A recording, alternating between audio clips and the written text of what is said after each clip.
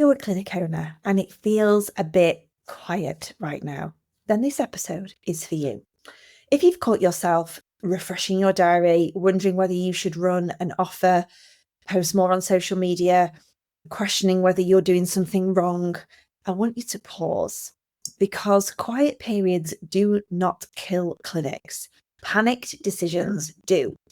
Today, I want to talk to you a little bit off the ledge, I guess, not by sugarcoating things, by giving you clarity, giving you some perspective at this time of year, and some very practical actions so you can lead your clinic properly through this season.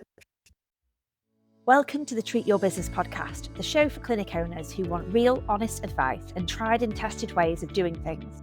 I'm Katie Bell, and this is the new era of bigger insights and bolder conversations to help you grow a clinic and a life you love. Let's dive in. Okay. Welcome to this week's episode of the Treat Your Business podcast.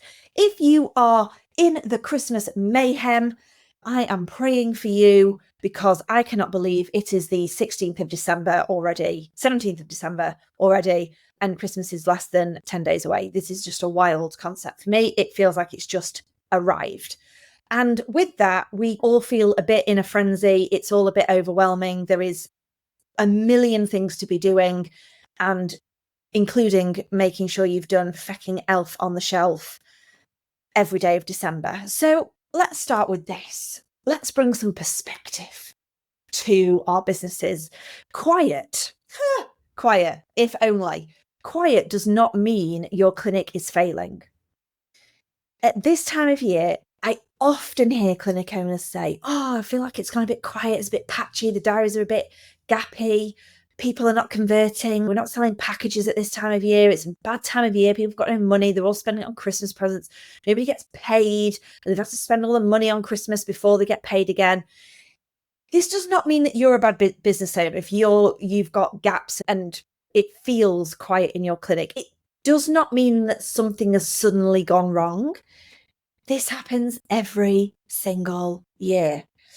We have seasons, we have school holidays, we have weather changes, we have people travelling, deprioritising appointments, telling themselves they'll sort it next month.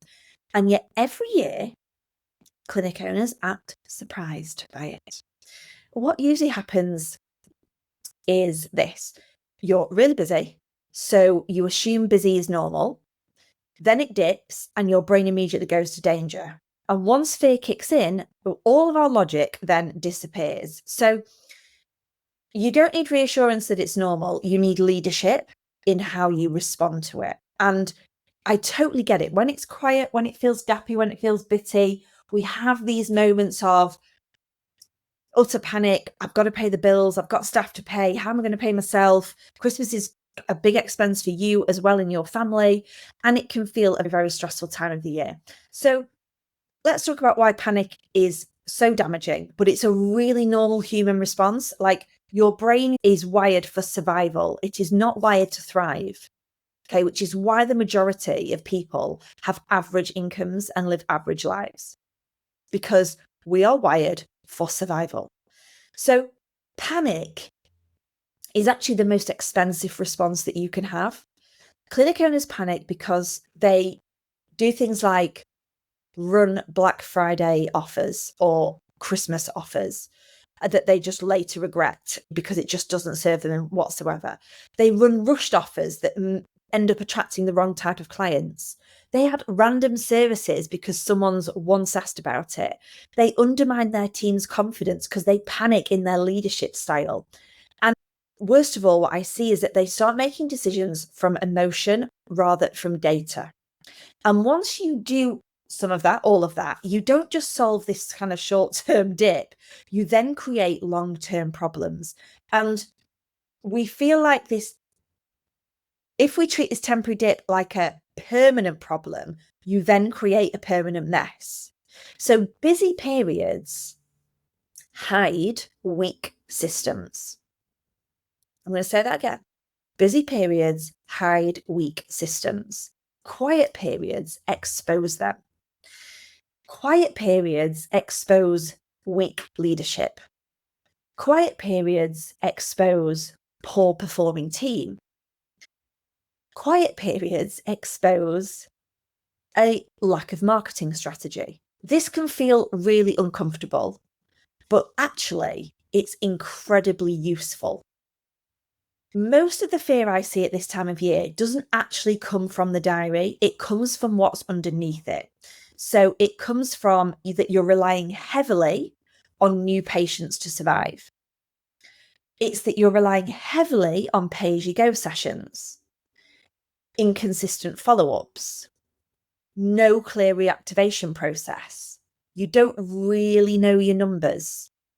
You aren't really managing your team. And so any quiet period then can feel really threatening because there's actually no stability underneath it all. And this is like building a house on really poor foundations.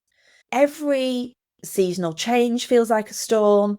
Every budget announcement feels like a storm. Every seasonal holiday feels like a storm.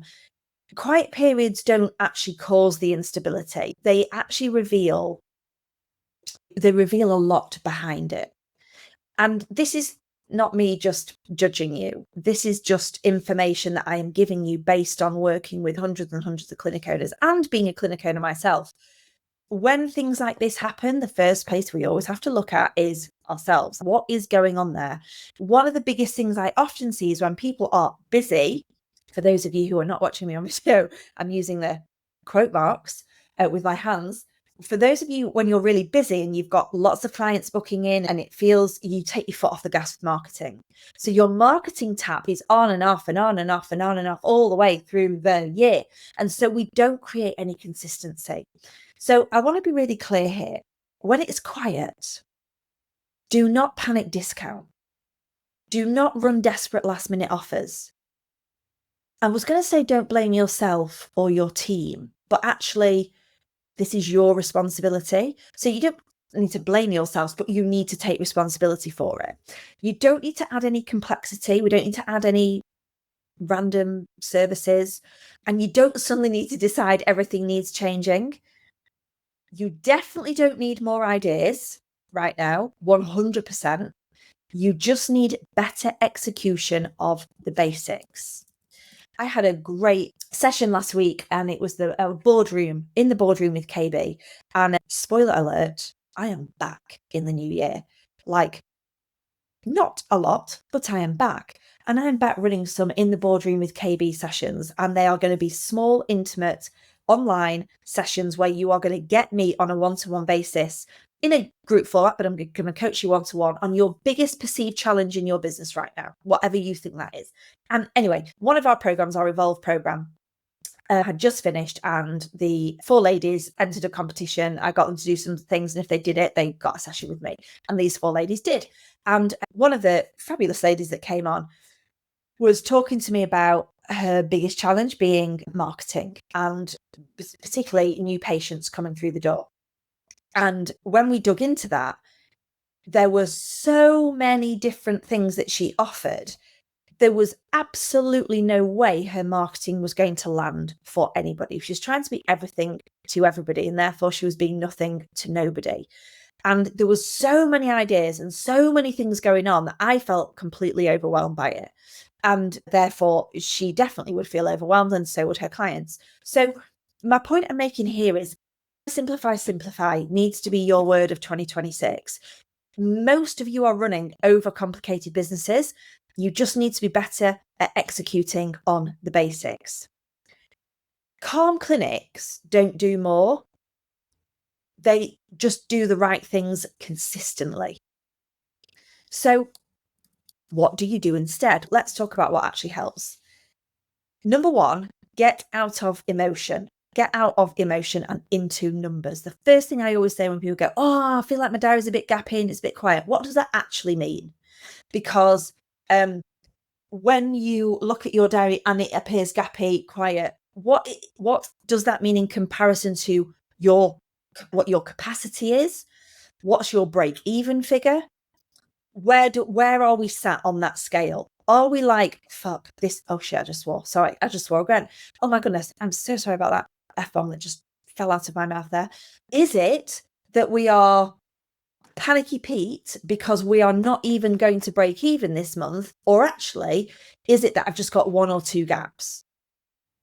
Or is it across the board in your team? You're usually running at 95% capacity and you've dropped to 87% capacity. But actually, your break even is 45, 50% capacity. We're still okay. We don't need to panic, but we need to think about projecting better for the following year. Before you feel anything, look at the data. What have the last 90 days actually looked like? How does it compare to the same time last year? Is it quieter? Is it just not at peak capacity? And this is where most panic dissolves here, because clarity actually kills panic. You cannot lead a clinic from assumptions. So many make assumptions. They ban the word about I'm a bit quiet, I'm a bit gappy.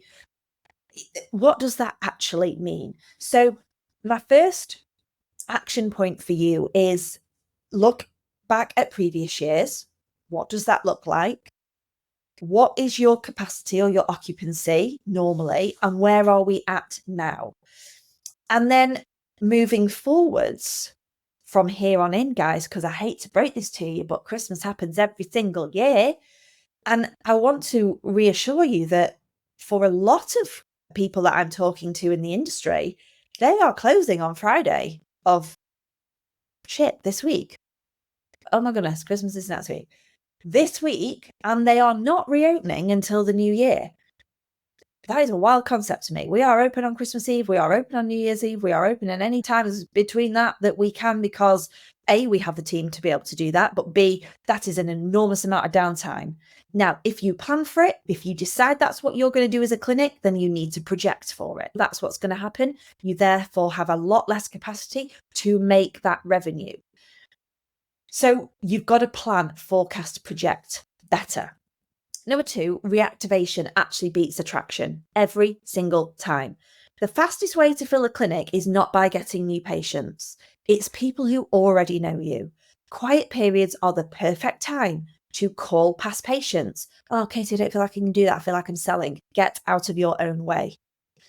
What if you just rang a sample of your clients who came to see you in September, October, and November and have not rebooked with a, hi, it's Joanne from Joanne Physio and Wellness Clinic. I just wanted to personally check in with you as we approach Christmas to see how you're getting on. Part of our service is that we always like to do a little check-in a few months after and notice that you've not had another appointment, or you were here to see me about your shoulder. How is it? Is there anything I can help you with? And you will reactivate between 10 and 30% of your patients just by having those conversations. You don't need to be hard selling. You can just have a conversation. Check in with people who dropped off early. Has life got in the way? Have you been super busy? Are you not prioritizing your own health? Follow up on people who you've discharged. Check in. How are they? Are you still good? Is there anything we can help you with? If not, I really hope that you have a fabulous Christmas and New Year. And I'm always here in the new year if you need me for any reason. Reach out from a place of service, not selling. It's not about discounts. It's about leading. It's about owning what you do, providing that exceptional experience, that real quality amongst how you do things. Keep it simple, keep it human, really effective. Number 3, tighten retention before you chase leads. So if your diary feels super quiet or just quiet, ask yourself, right, are treatment plans being recommended clearly every single time? Do we have a process? Even if you're a sole trader, do I have a process? If you're a big company, there is non-negotiable, you need a process. Are follow-ups being positioned confidently? Or have we got some team members that are struggling with this conversation and need some more support? Are you leading patients, or are you leaving the decisions to them with you could just come back in a few weeks and see how you're getting on. Just you with me. I'll leave you with an open book appointment. Blah. Retention fixes more diary issues than marketing ever will. The problem is rarely demand. It's usually conversion and it's usually continuity. So in fact, we did this on a recent strategy day in October. We looked at what if I was to make a 5% change, a 10% improvement in this, and we scaled that up over a year. we were talking about serious amounts of cash, like tens and tens of thousands of pounds, by fixing your retention problem. Number 4, use your quiet as CEO time. So this is the part most clinic owners miss. And when I catch them saying, so I have an admin day on a Thursday, I'm like, what the heck is an admin day? First of all, as a business owner, you absolutely do not need to have an admin day. You need to be paying somebody else to do your admin, because that isn't actually going to generate you a lot more revenue in your business. If your admin is business development, then call it a business development day. Quiet time is not failure. It's time when you can review your systems. You can improve your scripts. You can train the team. You can just check in with your team. You can be present in your clinic when you're not behind the treatment room door. You could refine your packages. You could strengthen the foundations. You could optimize one of your processes. You don't build a great clinic when it's actually busy. You protect its future when it's quiet. So lean into any space that you have right now to review what is working and what is not working. And here is the thing, you don't need to fix everything, but you need to look at what is, if I was to really throw all my attention at one thing in the quarter of next year, the first quarter of next year, what is that one thing that is going to make me more profit or get me more time back?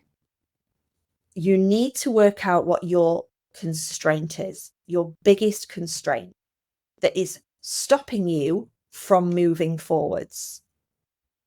Another great question that was brought to the boardroom was like, when do I get a VA? And I was like, it's not a case of when, it's now. That should have happened.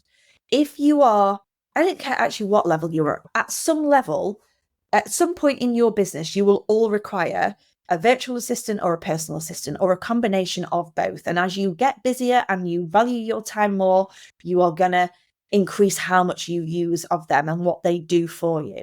But if you are billing, answering calls, answering your emails, booking appointments, doing all of that shit, like, your time is worth so much more. So if you're not making the money that you want to make, stop doing all the small jobs, because you only have a certain capacity. You only have think about your battery. You only have a certain amount of energy left in that battery. And for me, your energy needs to go on building your business for a resilient, sustainable future. It needs to go on high worth activities that will generate your business to make more profit and get you more time back. And it needs to be spent with your family and your friends, doing the things that you love to do, because that is what running a business is actually all about. So busy clinics survive on momentum. We've all had that moment. It's great. It's called traction. Oh, we're just rolling with it. It's great. We're busy, so we're just masking all the shit underneath that we've not actually dealt with. Strong clinics are therefore built in these quieter seasons. So the mindset shift that you need right now is that every successful clinic owner you admire, or every business owner that you admire, has been through this multiple times. The difference isn't that they avoided quiet periods, it's that they didn't unravel when it arrived. They pivoted, they quickly took action, they doubled down on their own mindset and what is going on for them right now. And calm leaders therefore make strong decisions. They don't muck about making or slowing down decisions on a team that are not performing or that's not working for them. Calm leaders make strong decisions. Strong decisions compound over a period of time. This season, Elf on the Shelf will pass. But the decisions you make now about your pricing, about your positioning, about your leadership, about your marketing, about your software, your systems, your processes, your team will last. So your job isn't to eliminate these quiet periods. Your job is to become the kind of leader who doesn't panic when they happen. I really hope this episode helped you to re-listen with your numbers in front of you. to take one calm, strategic action this week. And my ask of you is that you don't panic. You lean into why this has been sent for you. What message is the universe trying to deliver to you that you are just ignoring by getting busier? And if you want more support, because what you've heard has now opened up a whole fucking can of worms of, I don't actually know the stuff I really need to know. Or again, your mindset is the biggest thing that is holding you back from really investing in you and yourself and your growth and your potential, then reach out. Let's just have a conversation. Like I've just recommended you have a conversation with your clients. This is the time of year that a lot of wobbles happen. And it's exactly the type of work that we do within our coaching programs. You're not behind, you're just in a season, and seasons change. We are here to support you wherever you are at right now, but don't be your biggest barrier. I'm going to be back next week with something a little bit different. If you're into a little bit of a woo and a little bit of way, then I'm going to be talking about some of the changes that I have been doing personally. How can I tell you this without giving you a kind of, and maybe I'll just tell you some changes that I've been making personally to change the energy of my home to impact all aspects of my life. And if you are anybody listening to this who's into energy work, who's into universe, law of attraction, and getting out your own way because you are genuinely wanting to become a better version of yourself in 2026, then you need to listen in next week. Look forward to seeing you. Thanks for listening to the Treat Your Business podcast. Hit subscribe now and keep joining me for bigger insights, bolder conversations to help you build a clinic and a life you love.